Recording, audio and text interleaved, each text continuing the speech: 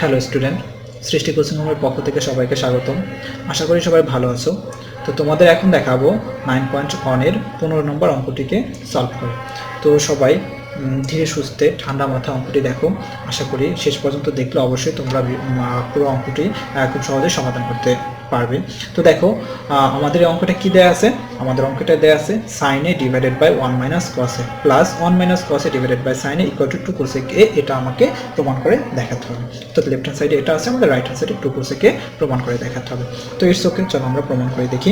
তো আমাদের left hand সাইডে কি দেওয়া আছে আমরা সেটা লিখে ফেললাম। আমাদের লেফট হ্যান্ড সাইডে আছে, এটাও সেম আগের অঙ্কের মতো, অর্থাৎ 12, 13, 14 মতো। তো লেফট হ্যান্ড সাইডে আছে sin a divided by 1 minus cos a plus 1 minus cos a divided by sin a। Okay, so আগের মতোই আমরা এটাকে কি করব, আমরা এটাকে লসাগু করব। লসাগু করলে কি হবে, sin a into 1 minus cos, এটা হচ্ছে আমাদের লসাগু। তো 1 মাইনাস cos এখানে আছে, 1 মাইনাস cos এখানেও আছে, সো দুটোই বাদ থাকলো কি sin a। sin a দ্বারা যদি এই sin a কে গুণ করলে, তাহলে গুণ করলে কি হবে sin স্কয়ার a প্লাস এর প্লাস sin a এখানেও আছে এখানেও আছে, দুইটা sin a বাদ থাকলে কি 1 মাইনাস cos a। এই 1 মাইনাস cos a দ্বারা যদি এই 1 মাইনাস cos a কে আমরা গুণ দেই, তাহলে কয়টা 1 মাইনাস cos a, এই একটা 1 মাইনাস cos a, আবার এই একটা 1 মাইনাস cos a, নাকি 1 মাইনাস cos a গুণ দিলে তো এটাই হবে। সো আমরা গুণ দিয়ে দিলাম।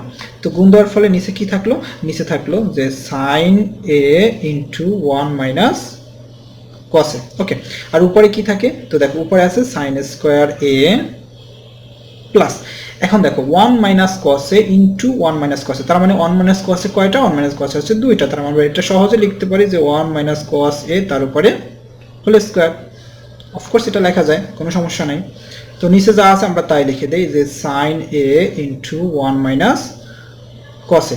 তো উপরে sin স্কয়ার a আছে, আমি sin স্কয়ার a লিখে দিলাম প্লাস 1 মাইনাস cos a, এটাকে যদি a ধরি আর এটাকে যদি b দেই, তার মানে a minus b whole square. তাহলে a minus b whole square সূত্র কি, a square minus 2 into a বলতে 1, b বলতে cos a, তো a স্কয়ার মাইনাস 2ab, তারপর হচ্ছে প্লাস b স্কয়ার বলতে cos স্কয়ার a, অর্থাৎ এটাকে আমরা a ধরলাম আর cos এটাকে আমরা মনে মনে b ধরলাম। তাহলে কি হবে, a square minus 2ab plus b square.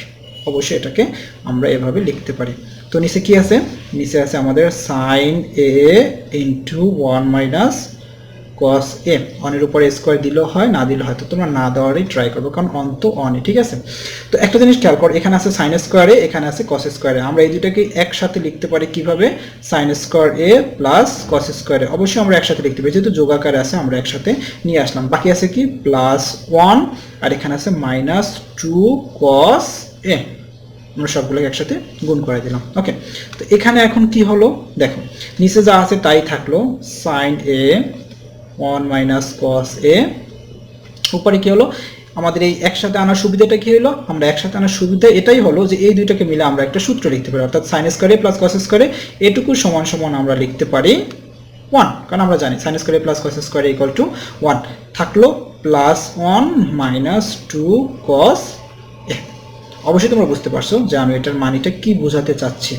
নিচে আছে sin a 1 minus cos a। ওকে, তাহলে 1 আর 1 যোগ করলে হবে কত, 2 মাইনাস 2 cos a।